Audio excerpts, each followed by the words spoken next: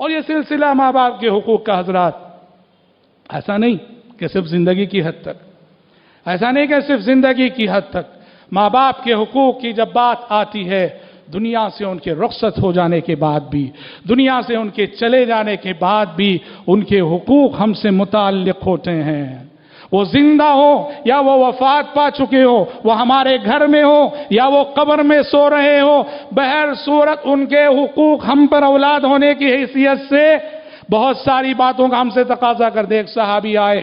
آ کے کہا اے اللہ کے نبی، میرے ماں باپ کی اطاعت و فرما برداری، زندگی میں نے ان کی اطاعت و فرما برداری کر لی ہے، وفات پا چکے ہیں، اب وفات پانے کے بعد بھی ان کے کوئی حقوق مجھ پہ واجب ہیں کیا؟ پیارے نبی صلی اللہ علیہ وسلم نے کہا ہاں 5 حقوق،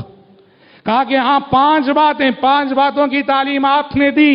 جو ہر اولاد کو چاہیے کہ اب وہ اپنے وفات شدہ ماں باپ کے حوالے سے ان باتوں کا خیال رکھے۔ کہا پہلی چیز ہمیشہ ان کو دعا میں یاد رکھنا، ان کے حق میں دعا کرنا،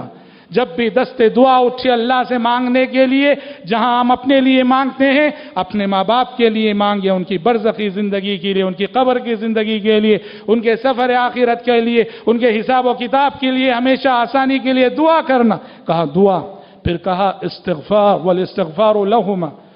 استغفار دعا میں آ گیا، لیکن خاص طور پر جس دعا کی ضرورت ہوتی ہے وہ دعائے مغفرت ہے، اور دعائے مغفرت کوئی بھی کرے وہ فائدہ پہنچائے گی، لیکن سب سے زیادہ جن کی دعائے مغفرت فائدہ پہنچاتی ہے وہ ہے اولاد۔ اولاد جس خلوص سے مغفرت کی دعا کرے گی، اولاد جس طرح سے تڑپ کر دعا کرے گی، اولاد جس درد سے دعا کرے گی دوسرے اس درد سے نہیں کرتے۔ اس لیے ماں باپ کو قبر کی برزخ کی زندگی میں سب سے زیادہ اولاد کا استغفار جو ہے فائدہ پہنچاتا ہے۔ کہا الاستغفار لہما،